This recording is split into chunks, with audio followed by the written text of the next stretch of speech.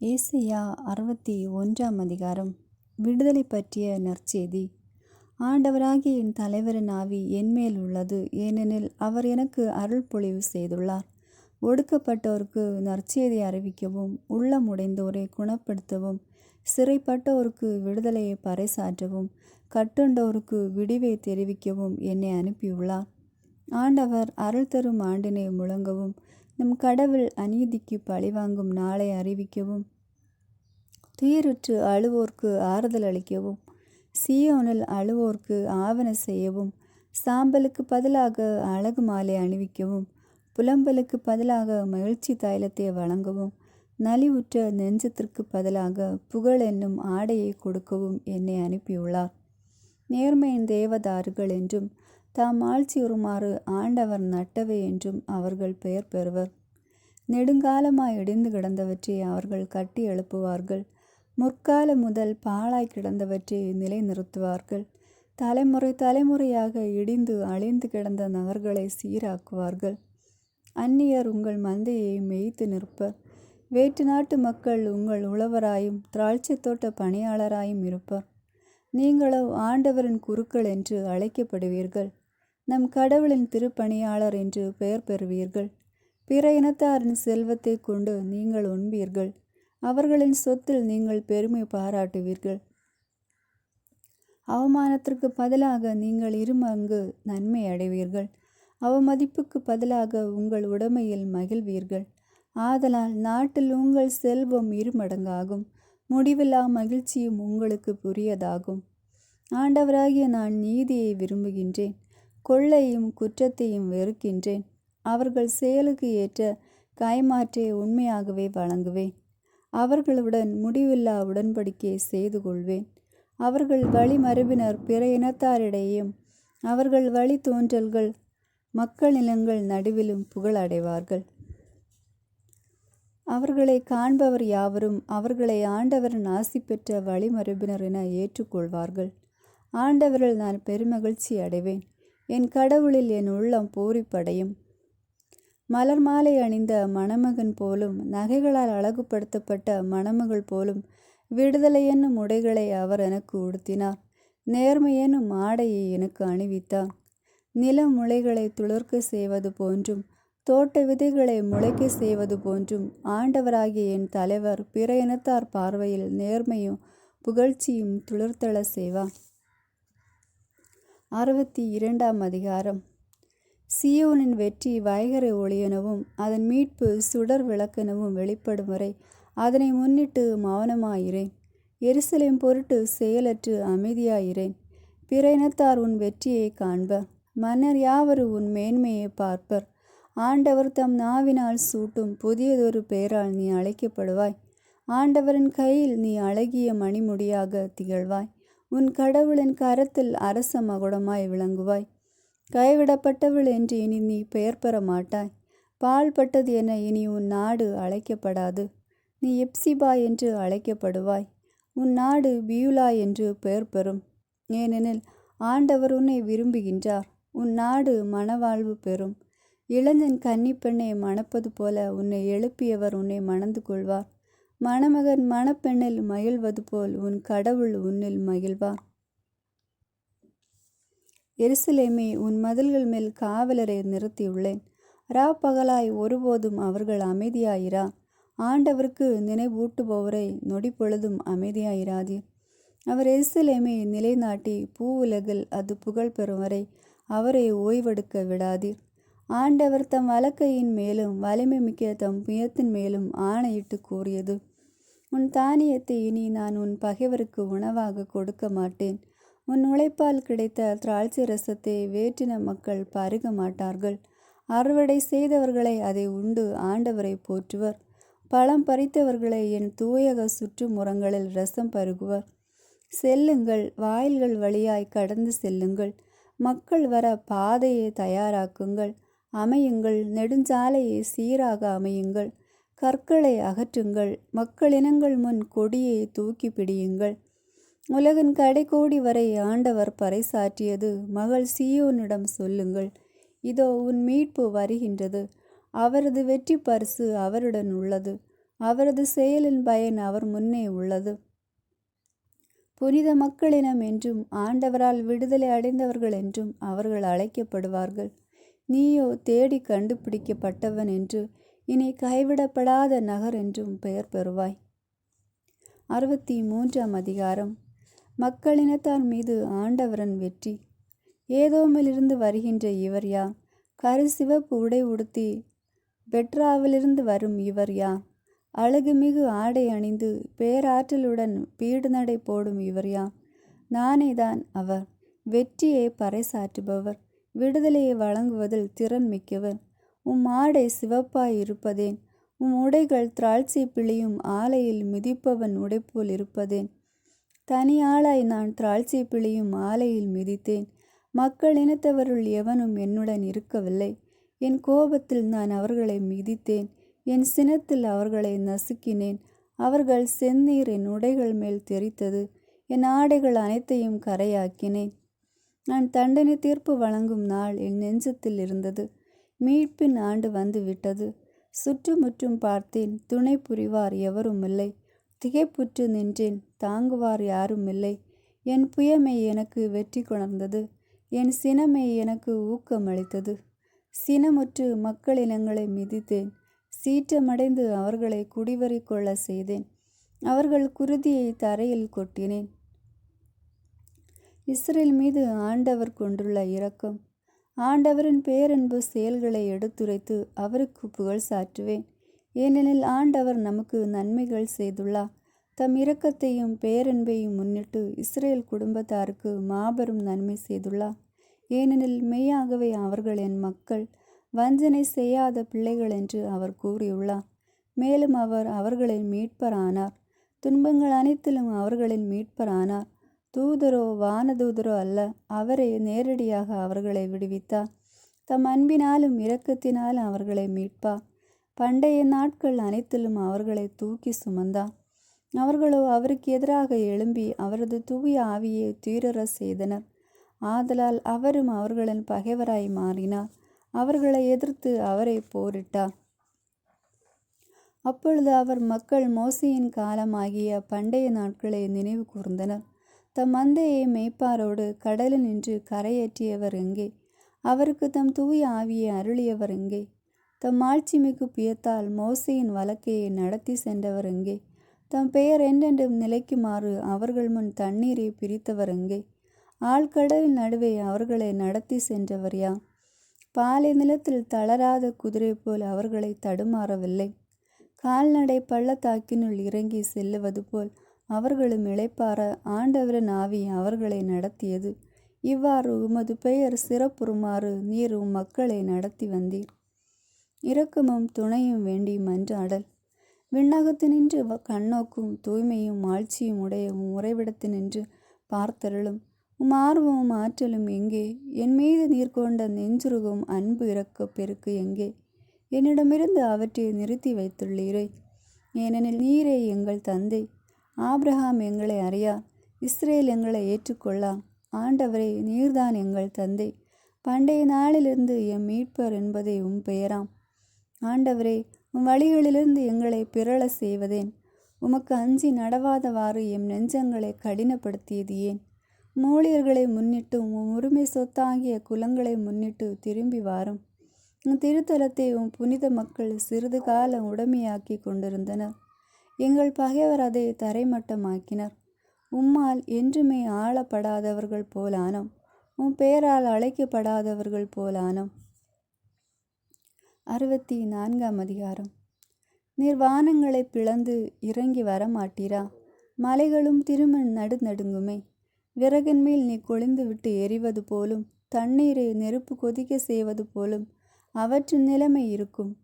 இவற்றால் உம் பெயர் உம் பகைவருக்கு தெரிய வரும். வேற்றினத்தாரும் திருமண் நடுங்குவர். நாங்கள் எதிர்பாராத அச்சம் தரும் செயல்களை நீர் செய்தபோது நீர் இறங்கி வந்தீர். மலைகளும் முன்னே உருகி ஓடின. தம்மை நம்பியிருப்போருக்காக செயலாற்றும் கடவுள் உண்மையின்றி வேறு யார்? முற்காலம் முதல் இது பற்றி எவரும் கேள்வியுற்றதில்லை, செவியுற்றதும் இல்லை, கண்ணால் பார்த்ததும் இல்லை. மகிழ்ச்சியுடன் நேர்மையை கடைப்பிடிப்போர்க்கும் உம்மையும் வழிகளையும் நினைவில் கொள்வோர்க்கும் நீர் துணை செய்ய வருகிறீர். இதோ நீர் சினமடைந்தீர். நாங்கள் பாவம் செய்தோம். நெடுங்காலமாய் பாவம் செய்திருக்க நாங்கள் மீட்கப்படுவது எங்கனம்? நாங்கள் அனைவரும் தீட்டுப்பட்டவரைப் போல் உள்ளோம். எங்கள் நேரிய செயல்கள் எல்லாம் அழுக்கடைந்த ஆடை போல் ஆயின. நாங்கள் யாவரும் இலை போல் சுருகி போகின்றோம்.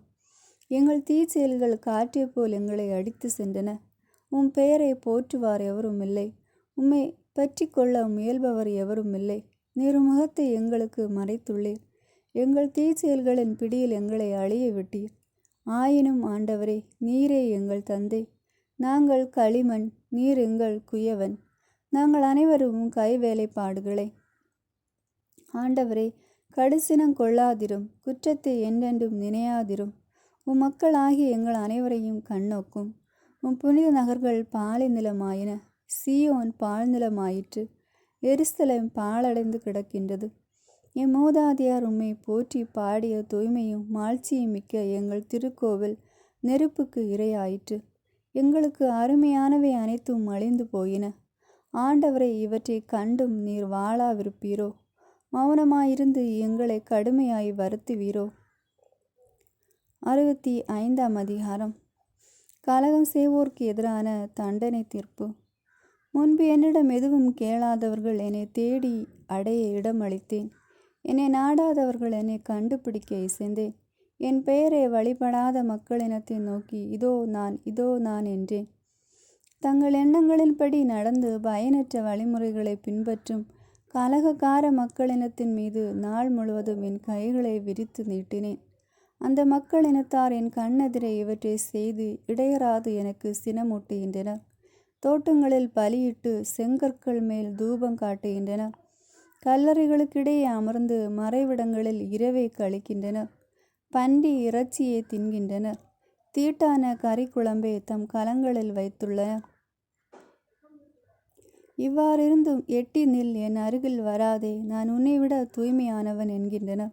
என் சினத்தால் மூக்கிலிருந்து வெளிப்படும் புகை போலும் நாள் முழுவதும் எரியும் நெருப்பு போலும் இவர்கள் இருக்கின்றனர். அவர்களுக்குரியது என் முன் எழுதப்பட்டாயிற்று. நான் அமைதியாய் இருப்பதில்லை. அவர்களுக்கு தகுந்த கைமாறை அவர்கள் மடியில் அளந்து கொட்டுவேன். அவர்கள் தீச்செயலுக்கும் அவர்கள் மூதாதையார் தீச்செயலுக்கும் சேர்த்து கொட்டுவேன் என்கிறார் ஆண்டவர். ஏனெனில் அவர்கள் மலை மேல் தூபம் காட்டினார்கள். குன்றுகளின் மேல் என்னை பற்றி இழிவாக பேசினார்கள். அவர்களுடைய முன்னைய செயல்களுக்குரிய கைமாறை அவர்கள் மடியில் அளந்து கொட்டுவேன். ஆண்டவர் கூறுவது இதுவே: திராட்சை குலையில் புது ரசம் கிடைக்கும் போது அதை அழிக்காதே, அதில் ஆசி உள்ளது என்பார்கள். அவ்வாறே என் ஊழியரை முன்னிட்டும் நான் செயலாற்றுவேன். அவர்கள் அனைவரையும் அழித்து விட மாட்டேன். யாக்கோபினின்று வழிமரபினரையும் யூதாவினின்று என் மலைகளை உடைமையாக்குவோரையும் தோன்ற செய்வேன். நான் தேர்ந்து கொண்டோர் நாட்டை உரிமையாக்கி கொள்வார். என் ஊழியர் அங்கே வாழ்வார். என்னை வழிபடி என் மக்களுக்கு சாரோன் சமவெளி ஆடுகளுக்கு மேய்நிலமாகவும் ஆக்கோர் பள்ளத்தாக்கு மாடுகளுக்கு தொழுவமாகவும் அமையும். ஆண்டவராகி என்னை கைவிட்டு விட்டு என் திருமலையை மறைந்தவர்களை, கத்து தெய்வத்திற்கு விருந்து படைத்து மெனி தெய்வத்திற்கு நறுமண திராட்சை ரசத்தை கிண்ணங்களில் வார்ப்பவர்களை உங்களை வாளுக்கு இறை என குறிப்பேன். நீங்கள் அனைவரும் கொலைக்கு தலை தாழ்த்துவீர்கள். ஏனெனில் நான் அழைப்பு விடுத்தேன், நீங்கள் மறுமொழி தரவில்லை. நான் பேசினேன், நீங்கள் கவனிக்கவில்லை. என் பார்வைக்கு தீமை எனப்பட்டதை செய்தீர்கள். எனக்கு விருப்பமில்லாததை தேர்த்து கொண்டீர்கள். ஆதலால் என் தலைவராகிய ஆண்டவர் கூறுவது இதுவே: என் ஊழியர்கள் உண்பார்கள், நீங்களோ பசியால் வாடுவீர்கள். என் வேலை ஆட்கள் பானம் பருகுவார்கள், நீங்களோ தாகத்தால் தவிப்பீர்கள். என் அடியார்கள் அக்களிப்பார்கள், நீங்களோ அவமதிக்கப்படுவீர்கள். என் ஊழியர் உள்ளம் மகிழ்ந்து ஆர்ப்பரிப்பார்கள், நீங்களோ நெஞ்சம் உடைந்து கூக்குரலிடுவீர்கள். ஆவி சோர்ந்து கதறி அழுவீர்கள். நான் தேர்ந்தெடுத்தவர்களுக்கு உங்கள் பெயரை சாப பெயராய் விட்டு செல்வீர்கள். என் தலைவராகிய ஆண்டவர் உங்களை கொன்றளிப்பார். தம் ஊழியருக்கோ புதுப்பெயர் சூட்டுவார். மண்ணுலகில் ஆசி பெற விளைபவன் உண்மை கடவுளின் பெயரால் ஆசி பெறுவான். பூவுலகில் ஆணையிடுபவன் மெய்க்கடவுளின் பெயரால் ஆணையிடுவான். ஏனெனில் முன்னாளைய துன்பங்கள் மறந்து போயின, அவை என் பார்வையிலிருந்து மறைந்து போயின. புதிய படைப்பு. இதோ புதிய விண்ணுலகையும் புதிய மண்ணுலகையும் படைக்கின்றேன். முந்தியவை நினைத்து பார்க்கப்படுவதில்லை, மனத்தில் எழுவதுமில்லை. நான் படைப்பவற்றில் நீங்கள் என்றென்று மகிழ்ந்து களி கூறுங்கள். இதோ நான் எருசலேமை மகிழ்ச்சிக்குரியதாகவும் அதன் மக்களை பூரிப்பவர்களாகவும் படைக்கின்றேன். நானும் எருசலேமை முன்னிட்டு மகிழ்ச்சி அடைவேன், என் மக்களை குறித்து பூரிப்படைவேன். இனி அங்கே அழுகையும் கூக்குரலும் ஒருபோதும் கேட்கப்படா. இனி அங்கே சில நாட்களுக்குள் இறக்கும் பச்சிளம் குழந்தையே இராது. தம் வாழ்நாளை நிறைவு செய்யாத முதியவர் இரா. ஏனெனில் 100 ஆண்டு வாழ்ந்து இறப்பவனும் இளைஞனாக கருதப்படுவான். பாவியோ 100 ஆண்டுகள் வாழ்ந்தும் சாபத்திற்கு உட்பட்டிருப்பான். அவர்கள் வீடு கட்டி அங்கு குடியிருப்பார்கள், திராட்சை நட்டு அதன் கனிகளை உண்பார்கள். வேறொருவர் குடியிருக்க அவர்கள் கட்டுவதில்லை, மற்றொருவர் உண்ண அவர்கள் நடுவதில்லை. மரங்களின் வாழ்நாள் போன்றே என் மக்களின் வாழ்நாளும் இருக்கும். நான் தேர்ந்து கொண்டவர்கள் தங்கள் உழைப்பின் பயனை நெடுநாள் துய்ப்பார்கள். வீணாக அவர்கள் உழைப்பதில்லை, தங்கள் பிள்ளைகளை அழிவுக்கென பெற்றெடுப்பதில்லை. ஏனெனில் அவர்கள் ஆண்டவரது ஆசியை பெற்றோரின் வழிமரபினர் அவர்களின் தலைமுறையினர் அவர்களுடன் இருப்பார்கள். அவர்கள் வேண்டுவதற்கு முன்னே நான் மறுமொழி தருவேன், அவர்கள் பேசி முடிப்பதற்கு முன்னே பதில் அளிப்பேன். ஓநாயும் ஆட்டுக்குட்டியும் ஒருமித்து மேயும், சிங்கம் மாட்டைப் போல் வைக்கோல் தின்னும், பாம்பு புழுதியை தின்னும். என் திருமலை முழுவதிலும் தீங்கு செய்வாரும் கேடு விளைவிப்பாரும் எவரும் இல்லை என்கிறார் ஆண்டவர். 66ஆம் அதிகாரம். மக்களினத்தார்க்கு ஆண்டவர் அளிக்கும் தீர்ப்பு. ஆண்டவர் கூறுவது இதுவே: விண்ணகம் என் அரியணை, மண்ணகம் என் கால்மனை. அவ்வாறிருக்க எத்தகைய கோவிலை நீங்கள் எனக்காக கட்டவிருக்கிறீர்கள்? எத்தகைய இடத்தில் நான் ஓய்வெடுப்பேன்? இவை அனைத்தையும் என் கைகளை உண்டாக்கின, இவை யாவும் என்னால் உருவாகின என்கிறார் ஆண்டவர். எளியவரையும் உள்ளம் வருந்துபவரையும் என் சொல்லுக்கு அஞ்சுபவரையும் நான் கண்ணோக்குவேன். அவர்கள் இளங்காளையை வெட்டி பலியிடுவதும் மனிதரை கொலை செய்வதும் ஒன்றாம். ஆட்டுக்குட்டியை பலியாக கொடுப்பதும் நாயின் கழுத்தை முறிப்பதும் ஒன்றாம். உணவு படையலை படைப்பதும் பன்றியின் இரத்தத்தை ஒப்பு கொடுப்பதும் ஒன்றாம். நினைவு படையலாகிய தூபம் காட்டுதலை செய்வதும் சிலைகளை வணங்குதலும் ஒன்றாம். அவர்கள் தங்கள் வழிகளை தெரிந்தெடுத்துள்ளனர், தங்கள் அருவருப்புகள் மீது அவர்கள் உள்ளம் மகிழ்கின்றது. நானும் அவர்களுக்குரிய தண்டனையை தேர்ந்து கொள்வேன், அவர்கள் அஞ்சுகின்றவற்றை அவர்கள் மீது வர செய்வேன். ஏனெனில் நான் அழைத்த போது எவரும் பதில் தரவில்லை, நான் பேசிய போது அவர்கள் செவி கொடுக்கவில்லை. என் கண் முன்னே தீயவற்றை செய்தார்கள், நான் விரும்பாதவற்றை தெரிந்தெடுத்தார்கள். ஆண்டவரின் வாக்குக்கு நடுநடுங்குவோரை, இதை கேளுங்கள். என் பெயர் பொருட்டு உங்களை வெறுத்து ஒதுக்கும் உங்கள் உறவின் முறையார், நாங்கள் உங்கள் மகிழ்ச்சியை காணும் பொருட்டு ஆண்டவர் தம் ஆட்சியை காண்பிக்கட்டும் என்கின்றார்கள். ஆனால் அவர்கள்தான் வெட்கமடைவார்கள். இதோ நகரில் பேரொலி கேட்கின்றது, திருக்கோவிலில் பேராசை எழுகின்றது. ஆண்டவர் தம் பகைவருக்கு தக்க பதிலடி கொடுப்பதால் எழும் இரைச்சலை அது. வேதனை வரும் முன்னே சீயோன் பிள்ளை பெற்றாள், பிரசவ நேரம் நெருங்கும் முன்னே ஆண்மகவே ஈன்றாள். இத்தகைய நிகழ்ச்சி பற்றி கேள்வி உற்றவர் யார்? இதை போன்று ஒன்றை பார்த்தவர் யார்? ஒரே நாளில் நாடு என்று உருவாகிவிட இயலுமா? ஒரு நொடி பொழுதில் மக்களின ஒன்று பிறக்கக்கூடுமா? ஆனால் வேதனை ஏற்பட்ட உடனே சீயோன் தன் பிள்ளைகளை பெற்றுவிட்டாள். பெயர்காலத்தை ஏற்படுத்திய நான் மகப்பேற்றை தடை செய்வோனோ என்கின்றார் ஆண்டவர். மகப்பேற்றுக்கு காரணமான நான் கருப்பையை அடைத்து விடுவேனோ என்கிறார் உங்கள் கடவுள். எருசலேமின் மேல் அன்பு கொண்ட அனைவரும் அவளுடன் அகமகிழ்ந்து அவள் பொருட்டு அக்களியுங்கள். அவளுக்காக புலம்பி அழும் எல்லோரும் அவளுடன் சேர்ந்து மகிழ்ந்து கொண்டாடி ஆர்ப்பரியுங்கள். அப்போது அவளின் ஆறுதல் அளிக்கும் முலைகளில் குடித்து நீங்கள் நிறைவடைவீர்கள். அவள் செல்வ பெருக்கில் நிறைவாக அருந்தி இன்பம் காண்பீர்கள். ஆண்டவர் கூறுவது இதுவே: ஆறு போல் நிறைவாழ்வு பாய்ந்தோட செய்வேன், பெருக்கெடுத்த நீரோடை போல் வேற்றினத்தாரின் செல்வம் விரைந்து வர செய்வேன். நீங்கள் பால் பருகுவீர்கள், மார்பில் அணைத்து சுமக்கப்படுவீர்கள், மடியில் வைத்து தாலாட்டப்படுவீர்கள். தாய் தன் பிள்ளையை தேற்றுவது போல் நான் உங்களை தேற்றுவேன். எருசலேமில் நீங்கள் தேற்றப்படுவீர்கள், இதை நீங்கள் காண்பீர்கள். உங்கள் இதயம் மகிழ்ச்சி கொள்ளும், உங்கள் எலும்புகள் பசும்போல் வளரும். ஆண்டவர் தம் ஆற்றலை தம் ஊழியருக்கு காட்டுவார். என்பதும் அவரது சினம் அவர் தம் பகைவருக்கு எதிராய் மூளும் என்பதும் அறியப்படும். இதோ ஆண்டவர் நெருப்பென வருவார். அவர் தேர்கள் புயலென விரையும். கொழுந்து விட்டறியும் தம் சினத்தை கொட்டுவார். தீம்பிழம்பென அவர் தம் கண்டனம் வருகின்றது. தம் நெருப்பையும் வாளையும் கொண்டு மானிட அனைவர் மீதும் ஆண்டவர் தண்டனை தீர்ப்பு வழங்குவார். எண் நிறைந்தோரை ஆண்டவர் கொன்று விடுவார். தோட்ட வழிபாட்டிற்கென தங்களை தூய்மைப்படுத்தி தீட்ட கற்றுவோர், அதற்கு அணி அணியாய் செல்வோர், பன்றி எலி இவற்றின் இறைச்சி மற்றும் அருவறுப்புகளை உண்போர் ஆகிய அனைவரும் ஒருங்கே அழிந்தொழிவர் என்கிறார் ஆண்டவர். அவர்கள் செயல்களையும் எண்ணங்களையும் நான் அறிவேன்.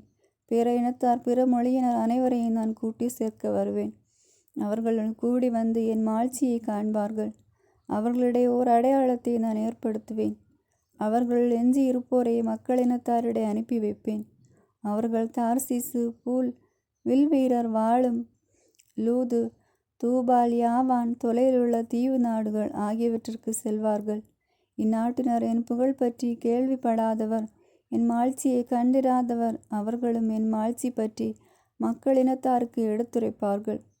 அவர்கள் உங்கள் உறவினர் முறையார் அனைவரையும் அனைத்து மக்களினத்தாரிடையே இருந்து ஆண்டவருக்கு அளிக்கும் படையலாக கொண்டு சேர்ப்பார்கள். இஸ்ரேல் மக்கள் தூய கல ஒன்றில் உணவு படைகளை ஆண்டவரின் கோவிலுக்கு எடுத்து வருவது போல் அவர்களை குதிரைகள், தேர்கள், பல்லக்குகள், கழுதைகள், ஒட்டகங்கள் ஆகியவற்றின் மேல் ஏற்றி எருசலேமில் உள்ள என் திருமலைக்கு அழைத்து வருவார்கள் என்கிறார் ஆண்டவர். மேலும் அவர்கள் சிலரை குருக்களாகவும் லேவியராகவும் நியமிப்பேன் என்கிறார் ஆண்டவர். நான் படைக்கின்ற புதிய விண்ணுலகும் புதிய மண்ணுலகும் என் முன்னே நிலைத்திருப்பது போல் உங்கள் வழித்தோன்றல்களும் உங்கள் பெயரும் நிலைத்திருக்கும் என்கிறார் ஆண்டவர். அமாவாசை தோறும் ஓய்வு நாள்தோறும் மானிடர் அனைவரும் என் முன் வழிபட வருவர் என்கிறார் ஆண்டவர். அவர்கள் புறப்பட்டு சென்று என்னை எதிர்த்து கிளர்ச்சி செய்தோரின் பிணங்களை காண்பார்கள். அவர்களை அரிக்கும் புழு சாவதில்லை, அவர்களை எரிக்கும் நெருப்பு அணைந்து போவதில்லை. மானிடர் யாவருக்கும் அவர்கள் ஓர் அருவருப்பாக இருப்பார்கள். ஆமென். God bless you.